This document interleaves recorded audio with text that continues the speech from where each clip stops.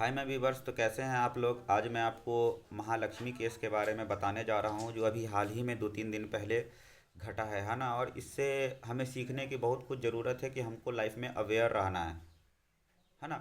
तो देखो, ये कहानी है कर्नाटक मंगलुरु का, जहाँ पर व्याली कवल 6 क्रॉस पाइपलाइन एरिया है, जहाँ पर कि एक रूम से बहुत ज़्यादा बदबू आ रहा था।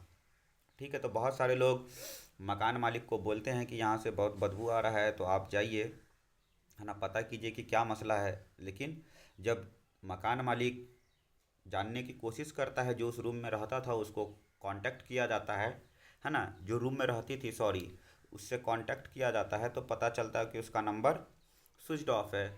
तो रूम पे जाने के बाद मकान मालिक वापस से अपने घर जाता है, और वहाँ जो कागज़ वगैरह बनता है, document before giving any room, तो वहाँ पर अल्टर नंबर भी था उसका, यानी 1-2 नंबर उसके फैमिली मेम्बर का भी था। तो उस नंबर पर जब कॉल किया जाता है तो उस पर फ़ोन लगता है, उसको यहाँ बुलाया जाता है, तो उसकी माँ और बहन, महालक्ष्मी की माँ और बहन उस एरिया में आती है। और किसी तरह से जब रूम को खोलने की कोशिश की जाती है ना, तो रूम को जब खोला जाता है तो बाहर बहुत ऐसा ही बदबू आ रहा था। लेकिन जब अचानक से रूम खुलता है तो बहुत ज़्यादा स्मेल एक साथ बाहर निकलता है ना, तो वहाँ पर आदमी रह नहीं पाते हैं, सब भाग जाते हैं। लेकिन आप जानते ही हैं, रिलेशन रिलेशन होता है, माँ माँ होती है, वो जाती है वहाँ पर और देखती है क्या कि उसकी जो बेटी है ना, उसके कुछ पार्ट्स यहाँ फेंके हुए हैं, बॉडी के कुछ पार्ट्स वहाँ फेंके हुए हैं। और इस तरह से एक कीड़ों का जो लाइन होता है ना, कीड़ा इंसेक्ट्स वगैरह, उसका लाइन सा एक चलता रहता है, जिसमें जो फ्रिज की तरफ जाता रहता है। तो किसी का तो हिम्मत नहीं होता है जाने का, फिर माँ भी वहाँ से चीख करके बाहर आ जाती है और पुलिस को फ़ोन किया जाता है। तो जैसा पुलिस को बताया जाता है, उस हिसाब से वो अपना डॉग स्क्वाड, तो ये वो एट्सेट्रा लेकर के आते हैं।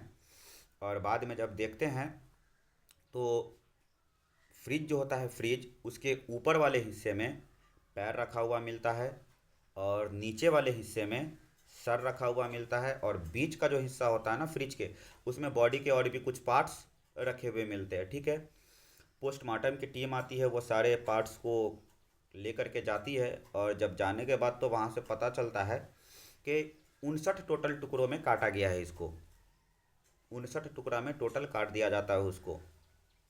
और उसके बाद जब उसका पोस्टमार्टम का काम अभी चल रहा है, और उससे पता चलता है, पूरा इन्फॉर्मेशन तो है नहीं, बट इतना इन्फॉर्मेशन है कि उसका मर्डर जो है ना, वो करीब करीब समझ लीजिए कि 21 तारीख को वो लाश मिला था।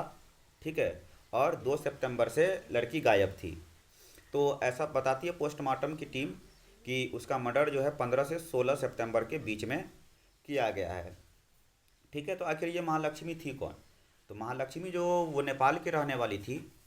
ठीक है, और उसकी शादी 2019 में ही, ठीक है, हुआ था, किससे, हेमंत दास से, जो कि मैंगलोर के है ही। अंदर में क्या करते थे कि मोबाइल के दुकान पर काम करते थे, और उसकी जो वाइफ थी वो मलेश्वर में मॉल है, वहाँ पर क्या करती थी कि सैलून जो होता है, वुमेन्स ब्यूटी पार्लर, वहाँ पर वो क्या करती थी, सेल्स वूमेन का काम करती थी। ठीक है, और इसी तरह से उन लोगों का ये सब लाइफ बहुत अच्छा से चल रहा था। उसकी एक बेटी भी थी।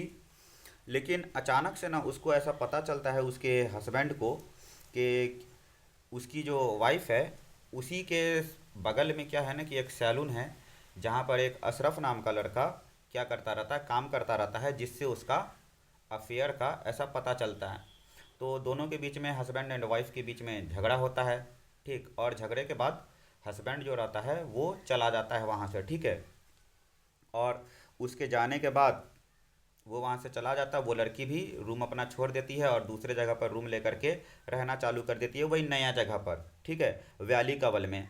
ठीक है, तो वहाँ पर क्या करती है, वो रोज़ सुबह 9 बजे जाती थी, और 10 साढ़े 10 बजे के करीब घर पर आ जाती थी। लेकिन आप तो जानते हैं शहर का लाइफ कैसा होता है, वहाँ पर लोग ज़्यादा उनको नोटिस नहीं करते थे, वो क्या कर रही है नहीं कर रही है। ठीक है, लेकिन वहाँ पर की जानकारी से इतना पता चलता है कि रोज़ ना उसको कोई छोड़ने के लिए और ले जाने के लिए आता था। ठीक, पुलिस की टीम को जब अशरफ का पता चलता है तो वो अशरफ से इंक्वायरी करने के लिए जाती है, इंस्पेक्शन करने के लिए जाती है। बट अशरफ के बारे में, अशरफ को भी समझ लीजिए डॉट के निगाह में रख करके भी अशरफ से कुछ जानकारी नहीं मिलता उसको। उसके हस्बैंड से भी पता करने की कोशिश करती है, करता है पुलिस, वहाँ भी उसको जानकारी हाथ नहीं लगता कुछ, और ये दोनों साफ साफ निकल जाते हैं। अभी इस मसले के ऊपर में केस चालू है।